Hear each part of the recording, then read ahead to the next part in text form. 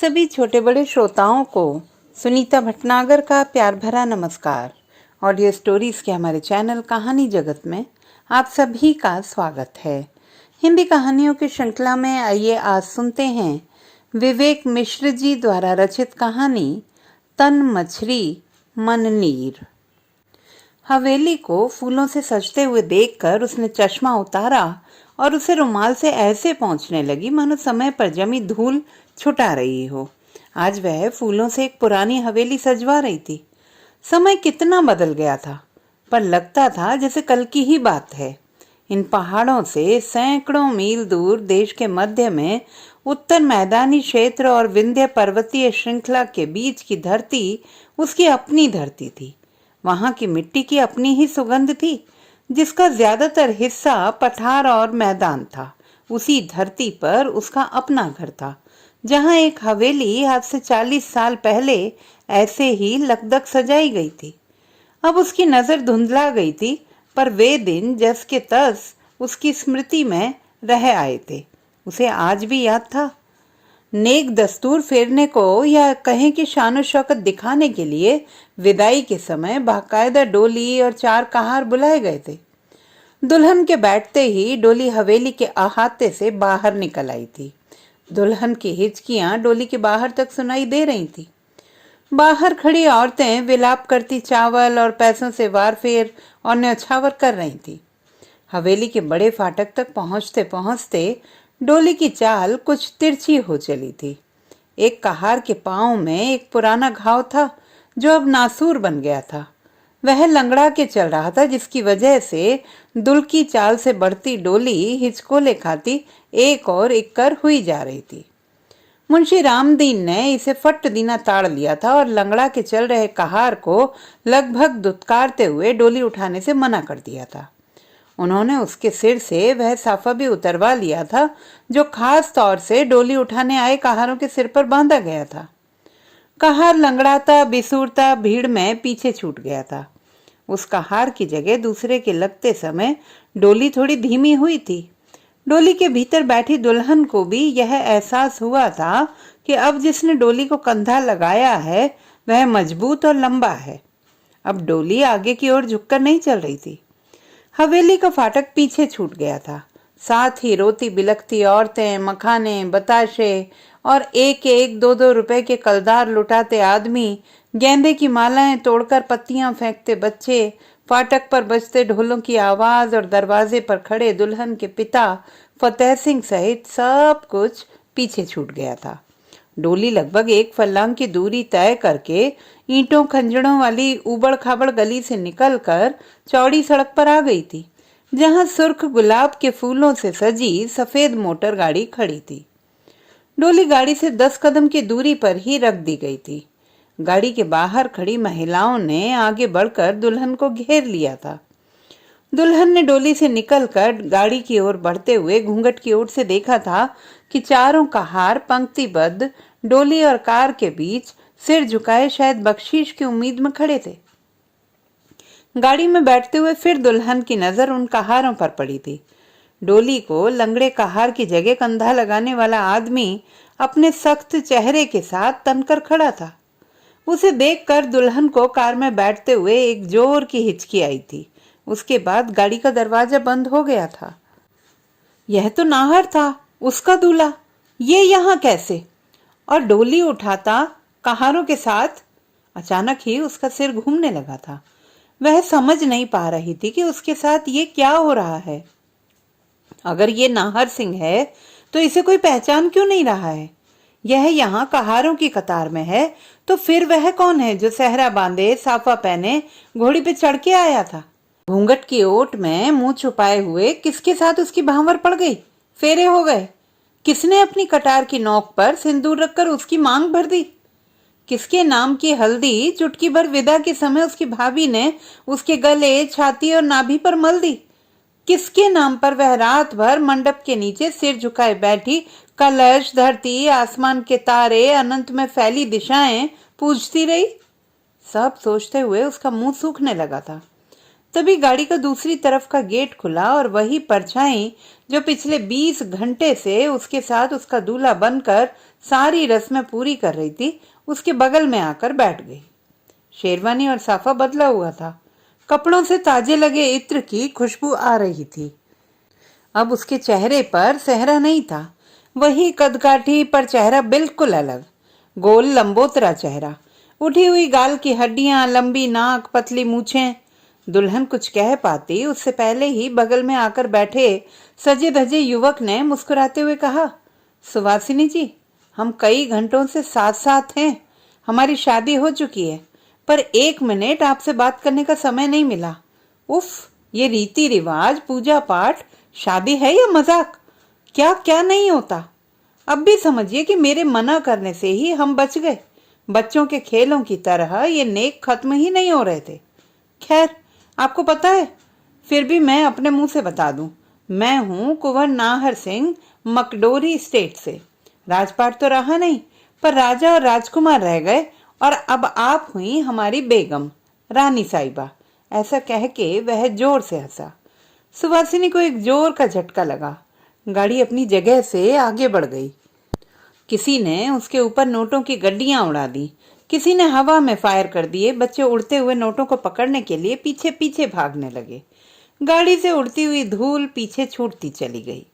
रास्ते भर नाहर सिंह अपनी रियासत के बारे में सुवासिनी को कुछ कुछ बताते रहे। वह ऊँगती, झपकती, ढुलकती हुई कुछ सुन पाई, कुछ नहीं। पर नाहर ने अपनी तरफ से सब कह दिया था, और अब वह विजयी भाव से आगे देख रहे थे। गाड़ी 3 घंटे के सफर के बाद जब मकडोरी स्टेट की बड़ी हवेली के गेट पर रुकी, तो नाहर सिंह के परिवार की महिलाओं का एक झुंड सिर पर कलश रखे, हाथों में मसहरी, नाज फटकने वाला सूपा, हाथ से हवा करने वाला खजूर का बिजना और सोने के कटोरे में सोन मछली लिए उनके स्वागत में खड़ा था। दरवाजे के बाईं ओर शहनाई, नगड़िया और रंतूला भी बज रहे थे। दाईं ओर 2 आदमी पिंजरे में नीलकंठ लिए खड़े थे। पर सुवासिनी के लिए तो जैसे यह सब एक बिना आवाज की फिल्म थी, जिसके किसी भी दृश्य से वह स्वयं को जोड़ नहीं पा रही थी। उसके भीतर तो कोई और ही रील चल रही थी। उसने तो अपने मन में जिस नाहर की तस्वीर बैठा रखी थी, वह इन नाहर से बिल्कुल अलग थी। सांवले चेहरे पर बिना पलकें झपकाए सब कुछ बड़े ध्यान से देखती चमकीली आंखें लगातार उसका पीछा कर रही थी। वे गर्मियों की शुरुआत के दिन थे। वह टीकमगढ़ अपनी बुआ के यहाँ आई थी, जहाँ बुआ की बेटी प्रवीणा, जो उसकी बचपन की सहेली भी थी, ने उसे बताया था कि टीकमगढ़ घूमने की बात तो बस एक बहाना भर है। उसे यहाँ इसलिए बुलाया गया है कि मकडोरी स्टेट के प्रिंस नाहर सिंह शिकार खेलने के लिए पन्ना के पास के जंगलों में आए हैं, और प्रतिबंधित क्षेत्र में हिरन और नीलगाय के शिकार की व्यवस्था खुद उसके पिता यानी सुवासिनी के फूफा जी ने कराई है। और यह सब इसलिए किया गया है कि नाहर सिंह को उसे दिखाया जाना है, और यदि सुवासिनी नाहर सिंह को भा गई तो वह बनेगी उनकी पत्नी और मकडोरी स्टेट की रानी। तब सुवासिनी ने प्रवीणा की बातों को मजाक समझ के हवा में उड़ा दिया था। पर शाम को ही फूफा जी ने फरमान जारी कर दिया था कि कल सुवासिनी प्रवीणा के साथ उनके पृथ्वीपुर वाले बाग पर जाएगी। साथ में बुआ जी और उनकी सबसे भरोसेमंद नौकरानी अजिया भी होगी। उन्होंने यह भी बताया था कि वहां उनके कुछ खास मेहमान भी आ रहे हैं, जिनका विशेष ख्याल रखा जाना चाहिए। वे मुंह अंधेरे ही पृथ्वीपुर के लिए रवाना हो गए थे। सूर्योदय होते होते वे बाग में पहुंच गए। आम, जामुन, अमरूद के पेड़ों से भरा हुआ और कनेर, गुड़हल और रात रानी के फूलों से लदी हुई झाड़ियों से घिरा बाग किसी कल्पना लोक सा लग रहा था। हवा में आम, जामुन, महुआ, रात रानी और केवड़े की मिली जुली सुगंध तैर रही थी। कनेर की बालिश्त भर लंबी पत्तियों को जोड़कर बच्चे चटक बाजा बजा रहे थे। बाग से दूर खेतों में कोई बुंदेली में फागुन की लहक में गीत छेड़े हुए था। आम धर लो, जामुन धर लो बाग बगीचा रे, महुआ दाना रस है मोरा, हमऊ प्राण दे सींचा रे। सब जीप से उतरकर बाग के बीचों बीच बनी खपरेल से छवि मड़इयों की ओर बढ़ रहे थे कि सुवासिनी ने बुआ से पूछा, ये क्या गा रहा है? बुआ कुछ कह पाती उससे पहले ही उनके साथ आई नौकरानी अजिया बोल पड़ी, बिन्नू जे कह रहा है कि जे आम तुम आए हैं, जामुन तुम आए हैं, जे बाग बगीचा तुम आए हैं सो इन सबन को तुम धर लो, लेकिन महुआ के पेड़ से गिरे दाने और उनको रस हमाओ है, काहे कि जब बाग को हमने प्राण दे के सींचो है। अजिया की आवाज में श्रम का गौरव चमक रहा था। सुवासिनी ने पहली बार अजिया की तरफ ध्यान से देखा था। तभी बुआ बीच में बोल पड़ी, और क्या, तभी तो इनका नाम अजिया है। आजी माने दादी, बड़ी बूढ़ी जो सब जानती हैं क्षेत्र के बारे में। चारों तरफ बनी मड़इयों के बीच एक बड़ा सा अहाता छूटा हुआ था, जिसमें थोड़ी थोड़ी दूरी पर केले के पेड़ लगे थे। जमीन पर दो मुखी दूबा फैली थी। बीच बीच में मिर्जापुरी पत्थर के पेटियों की बेंचें पड़ी हुई थी। अभी सब जने बेंचों पर बैठे सुस्ता ही रहे थे कि एक भारी भरकम गाड़ी बाग के फाटक पर आकर रुकी।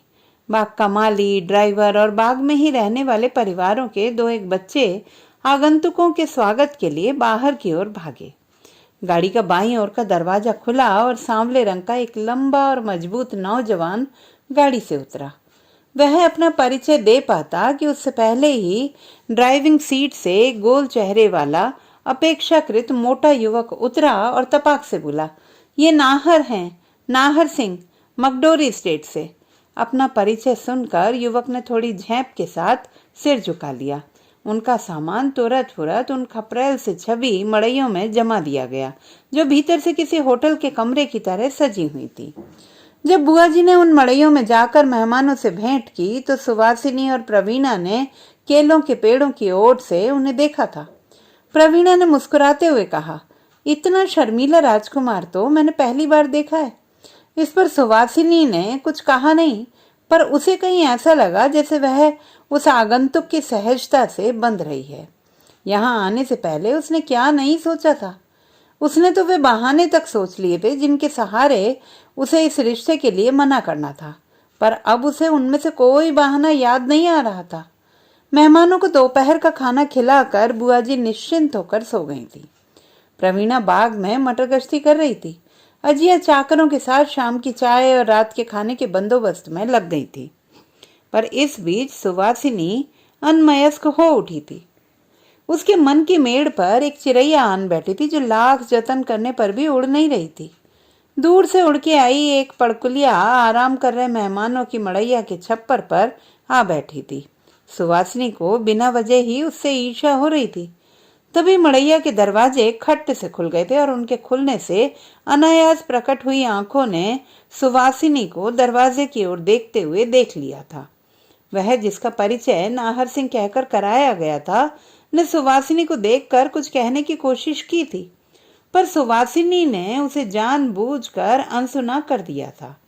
अब वह निकलकर अहाते में आ गया था। सुवासिनी के कानों में पेड़ों से गुजरती हवा किसी लोक गीत सी गूंज रही थी। तभी किसी ने पास आकर पूछा था, आप पहले यहाँ आ चुकी हैं?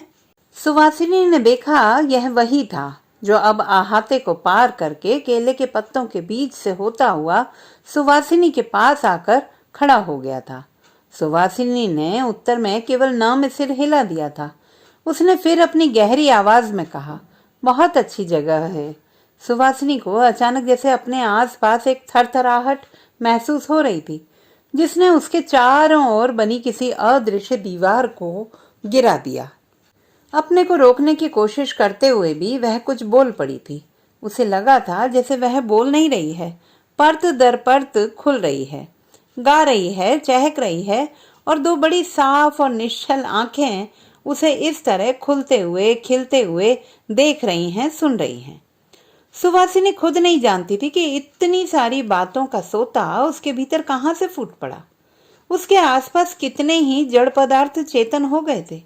धीरे धीरे धरती पर उतरती संध्या के रंग ने बाग को सिंदूरी कर दिया था।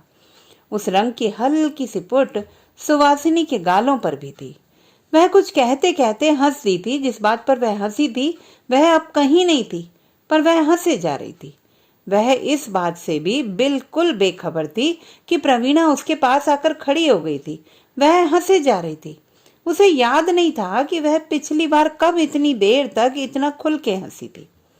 तभी अजिया ने उन्हें वहां से आवाज दी थी जहां से मठरी, ठेठरों, खुरमों और मालपुओं की सुगंध के साथ धुआं उठ रहा था।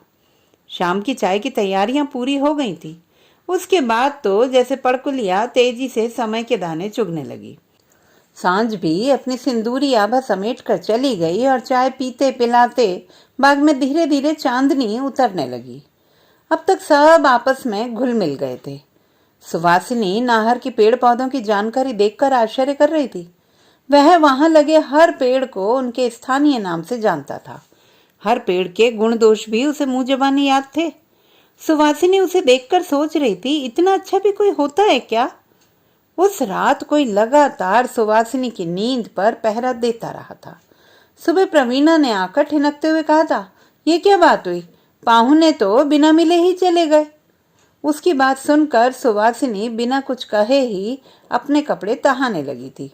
उसने अपना सारा सामान समेट लिया था, पर फिर भी उसे लग रहा था कि उसकी कोई बहुत जरूरी चीज खो गई है, जिसे वह पूरे बाग में प्रवीणा के आने से पहले ही ढूंढ आई थी, पर उसे कहीं नहीं मिली थी। वह उसकी खोई आस उसे यहाँ आकर ऐसे मिलेगी, वह नहीं जानती थी। द्वार चार अभिनंदन आरती हो चुकने और दूल्हा दुल्हन की अलाय बलाय झाड़ने और काएं उतारने के बाद दुल्हन को गाड़ी से उतार लिया गया था। सुवासिनी का सिर घूम रहा था। वह जिस हवेली के द्वार पर खड़ी थी, उसके चारों ओर ऊंची ऊंची दीवारें थी, जहां से बाहर का कोई दृश्य नहीं दिख रहा था। उन दीवारों ने गांव और हवेली की हवा को अलग कर दिया था। दोनों तरफ की हवा में फर्क था। हवेली के भीतर की हवा में इतर फुलेल की गंध फैली थी, जो बाहर की ढोर बछेरू के माटी गोबर की गंध से बिल्कुल अलग थी। सुवासिनी बेहद कमजोरी महसूस कर रही थी। जो दो औरतें उसे सहारा देकर हवेली के भीतर ले जा रही थीं, वे आपस में बतिया रही थीं। बड़ी सुकुमारी हैं कुंवर जी की बहू, कैसे चढ़ेंगी उनकी अटारी? सुवासिनी नजरें झुकाए आगे बढ़ती जा रही थी। वह सीढ़ियां चढ़ने के बाद जिस जगह पहुंची थी, वह एक आलीशान कमरा था, जिसके बीचों बीच एक विशालकाय शीशम का पलंग पड़ा था, जिस पर हल्के पीले रंग की रेशमी चादर बिछी थी। सुवासिनी के साथ आई औरतों ने नहा धोकर तैयार होने में उसकी मदद की थी। ऐसा करते हुए वे उसकी सुंदरता को आंखों ही आंखों में तोलती रही थी। वे उसे गुलाबी जोड़े में सजाकर पलंग पर बिठा गई थी। सुवासिनी उस कमरे की एक एक चीज बहुत ध्यान से देख रही थी। उसने जिस नाहर को देखा था, उसका यहाँ भी कोई निशान न था। वहां जो भी था सब अपरिचित। वह एक लंबी सांस लेकर कमरे की छत को ताकने लगी थी। छत पर एक विशालकाय गोलाकार सोने की फ्रेम में जड़ा हुआ उत्तल दर्पण लगा था। वह उसे किसी सोने के कटोरे सा लग रहा था, जिसमें कमरे की सभी वस्तुओं के प्रतिबिंब तिर रहे थे, जिनमें एक वह भी थी, निस्पंद निष्प्राण। उसने अपना सिर घुटनों पर ऐसे रख दिया था मानो किसी ने कत्ल होने के लिए खुद अपनी गर्दन कसाई के काट पर रख दी हो। थक के चूर हो चुका उसका तन मन कब नींद के अंधेरे में खो गया, उसे पता ही नहीं चला। जब उसकी आंख खुली तो अंधेरा हो चुका था। उसे लगा कि बाहर कोई करुण स्वर में कवि ईसुर का कवित्व गा रहा है। एक दिन होत सबई को गौनो, होनो और अनहोनो, जाने परत सांसरे सांसव, बुराओ लगे चाहे नौनो। यह पंक्तियां उसने पहले भी कई बार सुनी थी, पर आज इन्हें सुनकर उसके जहन में रुलाई भरी आ रही थी। खिड़कियों के बाहर से आती हंडों की रोशनी से पता चलता था कि रात हो चुकी थी। वह सोच रही थी कि इस समय यहाँ कौन गा रहा है इसे। तभी उसे याद आया कि उसके कमरे से जाते हुए उसकी मदद करने आई औरतों ने बताया था कि आज रात हवेली में लोक संगीत का कार्यक्रम होगा। उसके बाद देर रात मुंह दिखाई होगी, पर दूल्हा उसका मुंह कल सुबह कुलदेवी के मंदिर में हाथों की छाप लगने और मोर पूजने के बाद ही देख सकेंगे, क्योंकि हवेली में ब्याह काज के सारे रीति रिवाजों का बड़ी कड़ाई से पालन किया जाता है। शुभ अशुभ का, शगुन अपशगुन का, दिशा काल और मुहूर्त आदि का विशेष ध्यान रखा जाता है। और कुंवर नाहर का समय पंडित के अनुसार अभी सही नहीं चल रहा था, जिसके लिए कल सुबह विशेष पूजा भी रखी गई थी। बाहर झांझर, करताल और ढोलक जोर जोर से बज रही थी। अब गायक के साथ कई स्वर लहक लहक कर ईसुर की चौकड़ियां गा रहे थे। तभी उसे लगा कि दरवाजे पर कोई दस्तक दे रहा है। वह पलंग से उठकर दरवाजा खोल पाती, जिसमें कि भीतर से सांकल नहीं लगाई गई थी। वह अपने आप ही आधा खुल गया। सामने नीली पतलून और सफेद रंग का कुर्ता पहने वही खड़ा था जिसकी आंखें रास्ते भर उसका पीछा करती आई थी, जिससे वह पृथ्वीपुर के बाग में मिली थी, जिसके साथ वह एक बार हंसी थी तो हंसती ही चली गई थी, जिसने विदा के समय एक कहार के हट जाने पर अपना कंधा डोली में लगा दिया था, जिसे वह नाहर समझकर अपने मन से लगा बैठी थी। उसे देखकर सुवासिनी पलंग से छिटक कर खड़ी हो गई। उसने सुवासिनी के सामने हाथ जोड़ लिए। उसके होंठ कांप रहे थे, वह बुदबुदा रहा था, मुझे माफ कर दीजिए, आपसे एक बार मेरा मिलना बहुत जरूरी था, सो मैं यहाँ तक चला आया। मैं नाहर नहीं, बिसन हूँ, इस हवेली के बागों को, पेड़ों को, फूलों को, फलों को सहेजने वाला, जो बचपन से इसी हवेली में रहता है, पर यहाँ की किसी चीज पर उसका कोई हक नहीं। लेकिन मैं पूरा का पूरा इस हवेली का हूँ, पर मन पर एक बोझ है कि मैं आपका गुनहगार हूँ। सुवासिनी सन्न रह गई। उसके भीतर कुछ हरा कर टूट गया था। वह उसके गले लगकर फूट पड़ना चाहती थी, पर पलंग के पाए को पकड़कर बैठती चली गई। वह अभी भी हाथ जोड़े खड़ा था। सुवासिनी की आंखों में कई सवालों का बवंडर उठ रहा था। बिसन यह सोच के आया था कि सुवासिनी को सच बताकर वहां से चला जाएगा, फिर कभी उसके आगे नहीं पड़ेगा, कुछ भी करेगा पर हवेली के भीतर का कोई काम नहीं लेगा। पर सुवासिनी की आंखों में उठते तूफान ने उसे सब कुछ भुला दिया था। उसने उठकर कमरे का दरवाजा बंद कर दिया। बाहर ढोल, करताल और झांझर सम पर आ गए थे। वह भी जमीन पर घुटनों के बल बैठ गया था। सुवासिनी ने हिलकते हुए पलंग के पाए से सिर टिका दिया। बिना कहे ही उसका प्रश्न हवा में तिर गया था। मैंने तो तुम्हें ही नाहर समझा था। और बिसन ने दोनों हाथों से सुवासिनी को थामकर उसे जमीन पर ढुलकने से रोकते हुए कहा, मेरे पिता इस हवेली के पुराने कारिंदे थे। उनकी जमीन गांव में कुंवर के रिश्तेदारों के पास गिरवी थी, जिसे छुड़ाकर उस पर खेती करना, हल चलाना उनका सबसे बड़ा सपना था। उसे छुड़ाने के लिए मेरे पिता ने हवेली से कर्जा लिया था, पर जमीन नहीं छूटी। पैसा कोर्ट कचहरी में खर्च हो गया और कर्ज पर ब्याज बढ़ता गया। पिताजी उसे चुकाने के लिए हवेली के कामों के साथ सुबह शाम खेत में भी काम करने लगे। हमारी जिंदगी जैसे हवेली की धरन हो गई, जिसे छुड़ाने के लिए बिना कुछ कहे सुने हम गुलामों में तब्दील हो गए। सुवासिनी खुद को संभालती हुई सीधी बैठ गई। बिसन की बात सुनकर उसका दर्द सूखने लगा। बिसन की निश्चल आंखों में हिलोरे लेती भावुकता धीरे धीरे जमने लगी। उसने जैसे वर्षों बाद अपने मन की अंधेरी कोठरी खोली थी। उसमें से एक साथ चिचियाते हुए कई चमगादड़ उड़ निकले। वह छत को ताकते हुए कहने लगा, एक दिन खेत में काम करते हुए मेरे पिता का पांव बैल के खुर से कुचल गया। घाव गहरा था, पर वह उसकी परवाह किए बगैर काम करते रहे। उनका घाव धीरे धीरे नासूर बन गया। इलाज के लिए बाहर जाना जरूरी था, पर बिना पैसे चुकाए हम हवेली से बाहर ना तो काम कर सकते थे और ना ही कहीं और जा सकते थे। बोलते हुए बिसन की सांसें तेज हो गईं। उसकी बातें किसी कराह की तरह उसके भीतर से निकल रही थी। वह सुवासिनी के सामने बैठा अपने मन से निकली चमगादड़ों के पीछे भाग रहा था। वह बोलता जा रहा था, मैंने अपनी पढ़ाई हवेली में काम करते हुए ही सबकी नजरों से बचते हुए की। पिताजी की सेहत और खराब होती चली गई। उन्होंने काम बंद कर दिया और उनका सारा काम मैंने अपने कंधों पर ले लिया। मैं अपने बाप के कर्जे की पाई पाई चुका देना चाहता था, सो पढ़ाई बीच में ही छूट गई। पिता सिर्फ कभी कभी कहारों के साथ डोली उठाने जाते रहे। कुछ दिनों पहले यह भी बंद हो गया, पर कुंवर के दुल्हन की डोली उठाने से जरूरी उनके लिए दुनिया में और कोई काम न था। डोली उठाते वक्त उनके पैर में बहुत दर्द था। डोली के साथ 4 कदम चलते ही घाव से खून रिसने लगा, सो अंत में उनकी जगह मुझे ही आपकी डोली उठानी पड़ी। सुवासिनी उसे ध्यान से देख रही थी। बिसन अभी और भी बहुत कुछ कहना चाहता था, पर अचानक सीढ़ियों पर हुई आहट से बिसन और सुवासिनी चौंक कर एक झटके से खड़े हो गए थे। वह दोनों ही ऐसे समय में एक कमरे में होने के जोखिम को जानते थे। बिसन दरवाजे की ओर बढ़ने को ही था कि सुवासिनी ने उसका हाथ थाम दिया। उसके मुंह से निकला था, मुझे यहाँ बहुत डर लग रहा है। बिसन ने उस समय इतना ही कहा था, हम जमीन की धुरा माटी हैं, कोनो योग्य नहीं है हम। ऐसा कहते समय उसकी आवाज कांप उठी थी और वह तेजी से कमरे से बाहर चला गया था।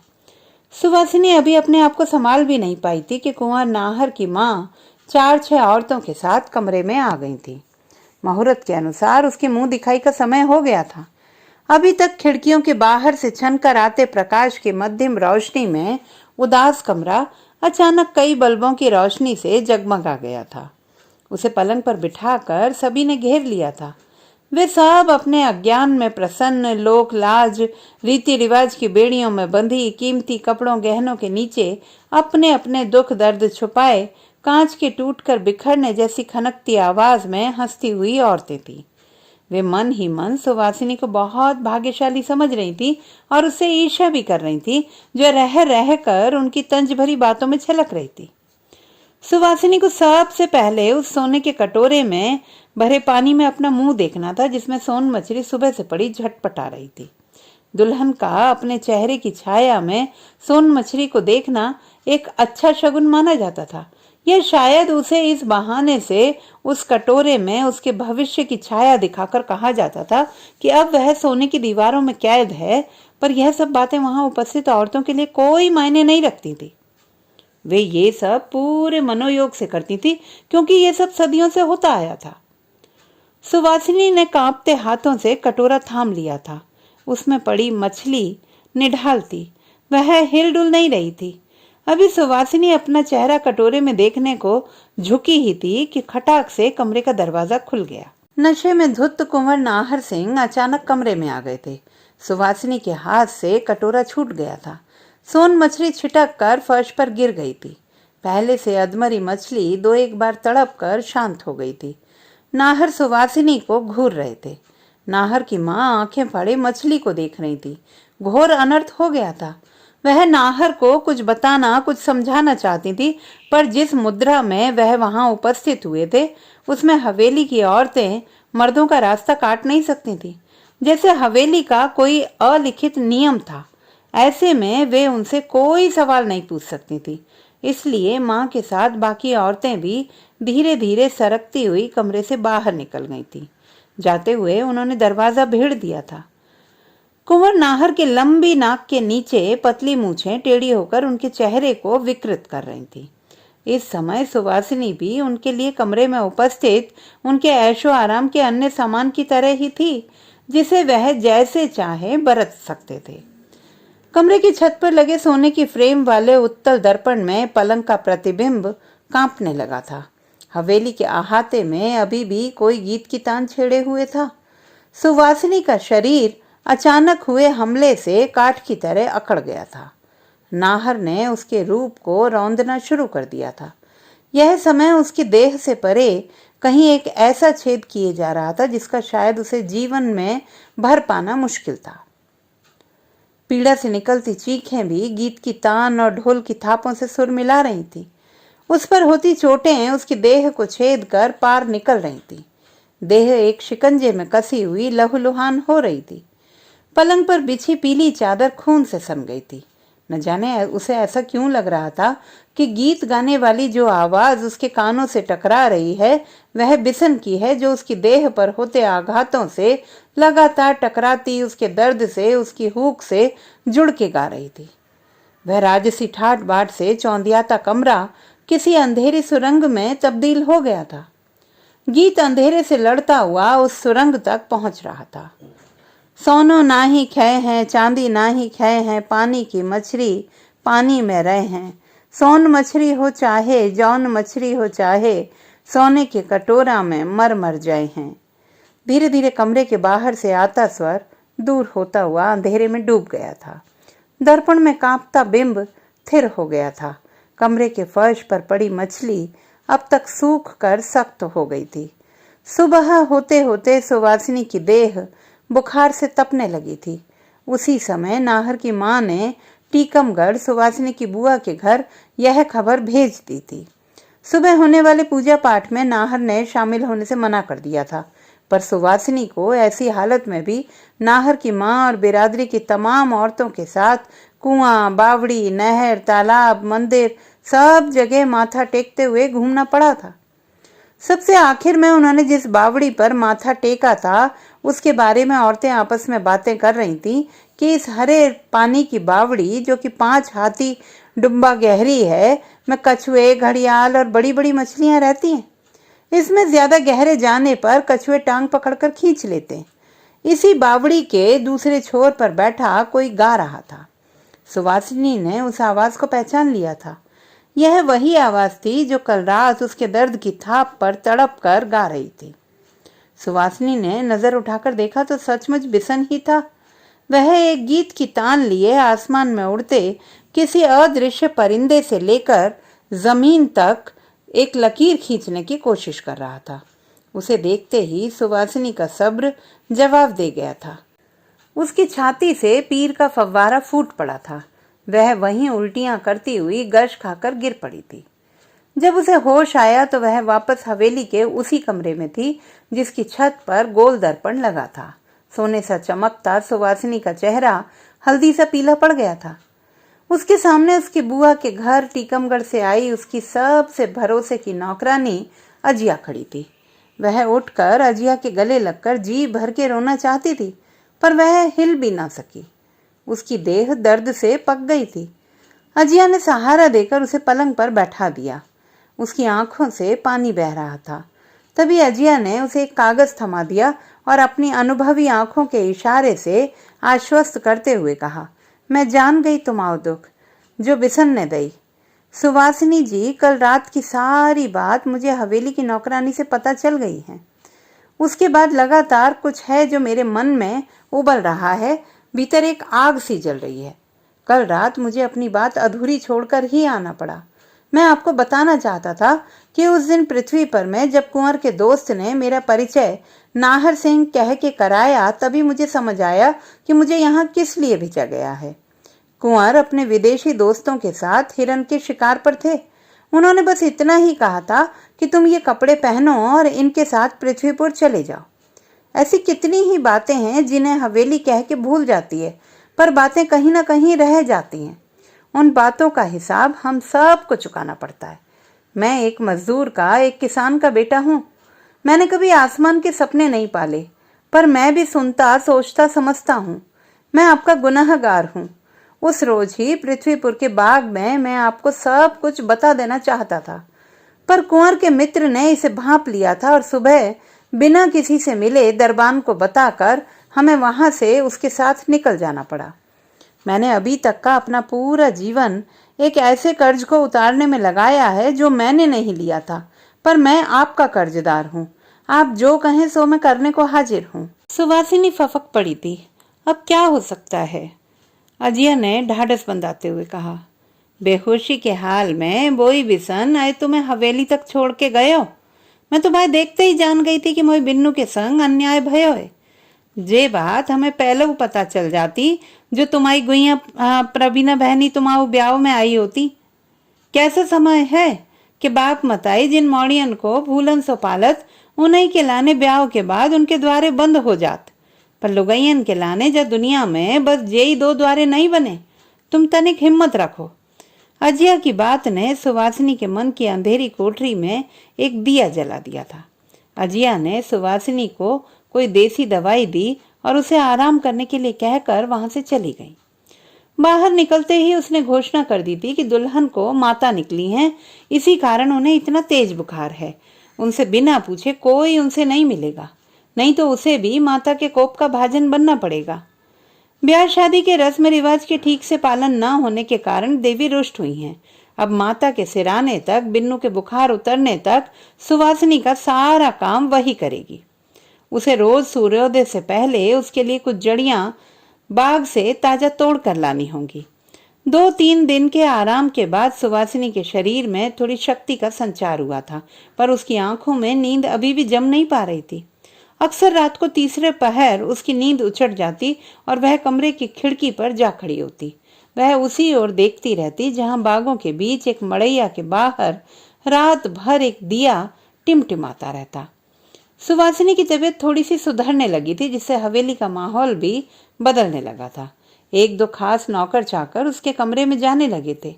अजिया लगातार भोर में उठ के बाग में जाती, बिशन की मदद से जड़ी चुनती और सुवासिनी के जागने से पहले हवेली वापस आ जाती। जिस कागज में अजिया जड़ी लाती उसी में बिशन सुवासिनी के लिए कुछ अक्षर रख देता। बाग से हवेली तक अजिया ने अक्षरों का एक सेतु बना दिया था, जिस पर तमाम संवाद तिरने लगे थे। प्रेम आग है तो दुख उस आग को भड़काने वाला घी। दुखों ने प्रेम की ज्वाला को प्रचंड कर दिया था। इस आग में तपती सुवासिनी तमाम दुखों के बाद भी एक अनजानी आस में मुस्कुराने लगी थी। जड़ी से ज्यादा बिशन के अक्षरों ने उस पर असर किया था, पर उन अक्षरों से बने संवाद ने एक तड़प भी पैदा करती थी। वह तड़प शाश्वत होते हुए भी अनंत थी। उसका और छोर ढूंढे नहीं मिल रहा था और वही तड़प एक रात तीसरे पहर सुवासिनी को बागों की ओर खींच ले गई। उस रात रात रानी खूब फली थी। पूरा बाग उसकी खुशबू से बौराया नाच रहा था। उस रात प्रेम दुखों से जीत गया था। उस दिन पहली बार सुबह सुवासिनी को किसी ने गुनगुनाते हुए सुना था। उसके होठों पे वही गीत था, पानी की मछली पानी में रहे हैं। पर हवेली और बाग के बीच की हवा बहुत दिनों तक रात रानी से महकती हुई नहीं रह सकी थी। किसी कारिंदे ने नाहर की माँ के कान में कहा था। उसने नाहर की बहू जैसी किसी छाया को रात के तीसरे पहर बाग में एक लंबे आदमी की छाया के साथ देखा है। उसके बाद हवेली के आंख कान सतर्क हो गए थे। अजिया की गतिविधियों पर भी खुफिया नजर रखी जाने लगी थी। एक दिन नाहर भी कमरे में आकर सुवासिनी की सेहत का जायजा ले गए थे और अब तो एक 15 बीत जाने पर सुवासिनी के चारों ओर माता के प्रकोप के भय से बना वह कवच भी हट गया था, जिसने नाहर को सुवासिनी से दूर रहने के लिए मजबूर कर दिया था। तभी एक दिन सूर्योदय से पहले हवेली के दरबानों कारिंदों के एक झुंड का हांका सा उठा। उन्होंने किसी साये को बाग की ओर भागते हुए देखा था। उन्होंने बाग के दूसरे छोर पर बनी हरे पानी की बावड़ी से 100 गज पहले तक उसका पीछा किया था, पर इससे आगे बढ़ने से पहले वे ठिठक कर रह गए थे। उन्होंने जो देखा था उस पर उन्हें यकीन ही नहीं हो रहा था। उस साये ने 5 हाथी डुब्बा, कछुओं और घड़ियालों वाली हरे पानी की बावड़ी में छलांग लगा दी थी। हांका करता साये को दौड़ाने वाला कारिंदों का झुंड वहां से धीरे धीरे बावड़ी की ओर बढ़ा था। बड़ी टॉर्चों और लालटेनों की रोशनी में उन्होंने देखा था कि बावड़ी के पानी की सतह पर सुवासिनी की चुन्नी तैर रही थी। हवेली में हाहाकार मच गया था। नाहर की बहू ने बावड़ी में कूदकर जान दे दी थी। बावड़ी के दूसरे छोर से सूरज की किरणें पानी में उतर रही थी। 100 गुना 100 मीटर पाट के फैलाव वाली बावड़ी में कई जगह बांस, बल्ली, जाल, रस्सी डाले गए थे, पर कहीं कुछ नहीं मिला था। कोई कह रहा था कि एक अंदरूनी नाला बावड़ी में खुलता है और इस मौसम में नाले में पानी कम होने के कारण पानी उल्टा बावड़ी से नाले की ओर बहने लगता है। उस नाले में फंस जाने पर कुछ नहीं मिलेगा। कई तैराक डूबा साध कर बहुत नीचे तक हो आए थे। बाहर आकर उन्होंने बताया था कि बावड़ी जितनी वे समझते थे उससे कहीं ज्यादा गहरी थी। वे कह रहे थे कि 5 हाथी 5 ऊंट भी तराऊ पर खड़े होकर बावड़ी की थाह नहीं पा सकते थे। तभी किसी ने याद दिलाया कि बिशन कहीं दिखाई नहीं दे रहा है। तब बिशन के बाप ने बताया था कि वह आजकल रोज भोर में उठ के बावड़ी के दूसरे छोर पर जड़ी लेने जाता था। कारिंदे कह रहे थे कि तब तो जरूर उसने दुल्हन को बावड़ी में डूबते हुए देखा होगा, पर वह है कहाँ? कहीं वह दुल्हन को बचाने के लिए दूसरे छोर से बावड़ी में तो नहीं कूद पड़ा? यह सुनते ही बिशन का बाप अपना पांव पकड़कर बैठ गया था। अचानक उसके पैर के नासूर में जोर की टीस उठी थी और वह जोर जोर से कराहने लगा था। पहाड़ सा दिन तिल तिल करके बीता था। रात में भी 4 आदमी बावड़ी का पहरा देते रहे थे। हवेली के प्रभाव में पुलिस भी अपनी खानापूर्ति करके चली गई थी। दूसरे दिन फिर सुबह की पहली किरण के साथ जोरों का हल्ला शुरू हो गया था। सभी लोग भागकर बावड़ी के आसपास इकट्ठा हो गए थे। बावड़ी के दूसरे छोर पर दक्षिणी कोने में, जिस और देवी का एक छोटा मंदिर भी था, एक गुलाबी कपड़ों में लिपटा शव तैर रहा था। उसके कपड़े जगह जगह से फटे हुए थे। उसे मछलियों ने जगह जगह से खा लिया था। यह सुवासिनी का वही जोड़ा था जो उसने अपनी मुंह दिखाई के समय सोन मछली देखते समय पहना था। हालांकि छत विछत आधे पौने हो चुके शव को पहचानना मुश्किल था, पर कपड़ों से अंदाजा लगाया गया था कि यह शव सुवासिनी का ही है। 2 दिन तक बिशन के न मिलने पर इस बात पर सभी को यकीन हो चला था कि जरूर बिशन सुवासिनी को बचाने के लिए बावड़ी में कूदा होगा, जिसे इस छोर के झुटपुटे के कारण लोग देख नहीं सके। कुछ लोग यह भी कह रहे थे कि उसने सुवासिनी को बचाते हुए अपनी जान देकर हवेली का कर्ज उतार दिया था। पर एक बात जो किसी को समझ में नहीं आ रही थी वह यह थी कि रात दिन सुवासिनी के साथ रहने वाली अजिया के रहते यह कैसे हो गया और उसके बाद अचानक वह कहाँ गायब हो गई। वह ना मकडोरी स्टेट की हवेली में थी और ना ही टीकमगढ़ के अपने पुराने ठिकाने पर। 40 साल बीत जाने के बाद भी कोई नहीं जानता था कि अजिया कहाँ गई, सिवाय उन दोनों के जिन्हें हवेली ने मरा हुआ मान लिया था, जो उस रात मकडोरी स्टेट के बागों को, बुंदेली पठारों की छाती पर बहती बेतवा, केन, बागहेन, टॉन्स, चेलना, उर्मिल जैसी नदियों को, उनको छूकर बहती हवाओं को, उन पर सवार गीतों को बहुत पीछे छोड़कर अपने प्यार को परवान चढ़ाने के लिए अजिया की कुर्बानी की टीस सीने में लिए अनजानी दुनिया के सफर पर निकल गए थे। उस दिन सुवासिनी नहीं, अजिया बावड़ी में डूब कर मरी थी। सुवासिनी और बिशन अब सुवासिनी और बिशन नहीं रह गए थे। वे 2 ऐसे चेहरे थे जिनके चेहरे में कोई भी प्यार करने वाला अपना चेहरा देख सकता था। उनके मन में अजिया हमेशा बैठी रहती, जो हर समय उन्हें ठेठ बुंदेली में जीवन के नए पाठ पढ़ाती रहती थी। तो दोस्तों, ये थी हमारी आज की कहानी। आपको कैसी लगी कमेंट बॉक्स में लिखना ना भूलें। चैनल को सब्सक्राइब करें, लाइक करें और मित्रों के साथ शेयर करें।